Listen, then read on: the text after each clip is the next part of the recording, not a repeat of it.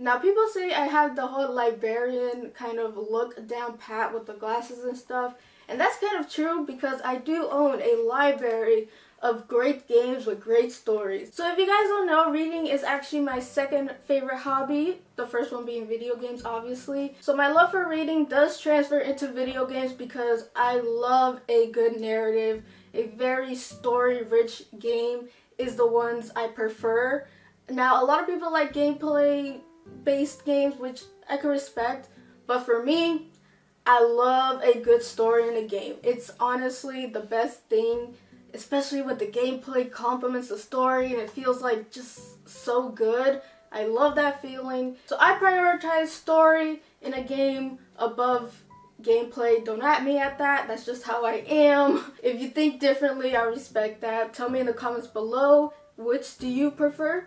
Gameplay or story? So in today's video, I'm going to recommend some story-rich games that you should play on your Switch because the story is just so good. So the first games on my list are Xenoblade 1 and Xenoblade 2. Now, I love these games story-wise because of the world building. It's so unique because it doesn't take place on Earth, so everything is new, and you can see it with the characters too because you know, you hear of their backstories and stuff, and they're venturing for the first time as well, and you feel really immersed in this new world. And I also love how they mix the sci-fi elements with the magic elements to make it its own unique kind of element. I feel like that's really cool, and Monolith Soft really hammered home like the type of games that they want to make, and it's very unique. And with the Xenoblade Chronicles 3 on the way, it's the perfect time to get into 1 and 2. Now, 1 and 2 do connect, and I would say it's very important that you play the first and second one. Even though you don't really have to, I want to emphasize that I feel like you'll get the most out of the story and experience if you do play through Xenoblade Chronicles 1 and Xenoblade Chronicles 2 because those games are very, very good. Now, I personally like the first one better, but the second one is still very good. And I love how the games build off one of each other. So 1 kind of sets the stage, 2 kind of puts more characters and explains how their world works, and I'm assuming 3 kind of combines each of those elements into its own thing, which is really exciting. I can't wait. So I'm pretty excited for Xenoblade Chronicles 3, but if you haven't played the first 2, I highly recommend them as they're very, very good games, story-wise and gameplay-wise. Alright, and the second game I recommend is 13 Sentinels Aegis Rim. Now, I have this for the PlayStation 4, but it's also available on the Switch. It just got released. Now, I picked this game because of its unorthodox way of telling its story and its, format itself. Now, this game has a unique thing where it literally splits the gameplay and the story, where you could tackle the story first or tackle the gameplay, but there are checkpoints so you don't just rush through the story without the gameplay. It kind of balances out, but it's the first game I've seen that really does that just splits the story and splits the gameplay. And I think they did a great job doing it. Not only that, the story is told in a very unorthodox way, because, it's called 13 Sentinels, so the story is split into 13 characters. Now, that's pretty cool. I mean, it kind of sucks if you don't like a character and you have to, follow them.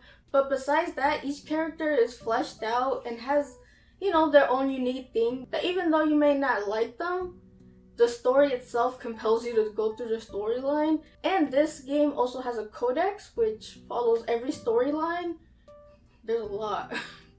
There is a lot. Now, I did platinum this game, so I 100%ed it. So this is a sci-fi kind of story with big mecha robots and stuff like that. And it has sci-fi elements. It's crazy. I highly suggest you just check it out blindly. Promise you, it's good. Thank me later. Alright, and the next game is Fire Emblem Three Houses. Now, I recommend this game because it just has so much going for it, where the story and the gameplay combine to make this experience. Now, you have to make choices which do impact your story, and it offers a lot of replayability, with the different houses. You got the blue lions, which was my first house, the golden deer, which was my second house, and black eagles, which I want to do because the first time I tried it, I got a different route. But anyways, these games are good because of the characters. The characters really flesh out this whole medieval world thing. And while the world building is pretty cool and the Church of Saros and all that stuff, I wouldn't say it's like the focal point. I would say the characters are really the focal point. Now, it's true you can romance a lot of characters, lol, and all that stuff. But it's really interesting to see these characters and to interact with them, learn their backstories. And I think the characters are what makes the story of Three Houses really shine. And you could actually recruit them just by talking to them. Because my silent protagonist has the charisma of a god, apparently. So this game is a good example of how characters carry the story. Alright, and the next game is Octopath Traveler. Now, I love Octopath Traveler. It takes from 13 Sentinels, where the story is cut between 8 characters. Now this game is unique because you pick a character and instead of having all the characters combined to beat a bigger evil or something, you have to go through each character's story. Now they do intersect sometimes, but mostly it's just you going through an individual story instead of all 8 of them. So Octopath Traveler is basically 8 stories in one. And they're really, really good stories, and I highly recommend the game. Alright, and the last pick is Life is Strange True Colors. Now, I do have this for the PS5, but it is also available on the Switch as well. I did beat it, so I know the whole story, and I could say it's really, really good. Now, I played the original Life is Strange, and while it's cringy at times, really cringy, the stories are very well put together because that's literally what these games are. Their stories. Now you can interact with the environment, and the main heroine, Alex, has the power of empathy, which is not really a power because if you're an empath, you kind of know that's not a power, but hers is taken to the extreme where she can literally read people's vibes and they all have colors and she really empathizes to the extreme, which could be a good thing, but not gonna lie, that'll probably drive me crazy. I'm an empath to a certain extent, but not as much as Alex. And that's her power in this game, which I thought was very good because in the previous Life is Strange was time travel, which it's probably not a good plot for a very coming of age story. Because time travel is really hard to write.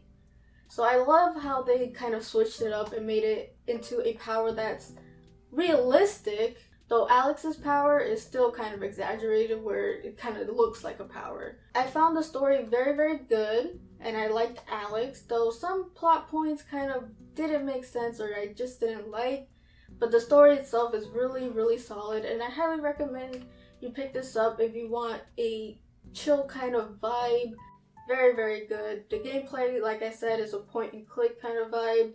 So if that's not your thing, you're probably not going to like this, but if you do like those types of games, I highly recommend Life is Strange True Colors. So that's it for the video. Tell me in the comments down below what favorite story-driven games do you like, because if I were to like name all the games that I like story-wise, we'll be here forever, and I didn't want that, so I just picked 5, but let me know yours in the comments down below. I would love to hear them. If you like this video, hit that like button. I would appreciate it. Let's get them like goals.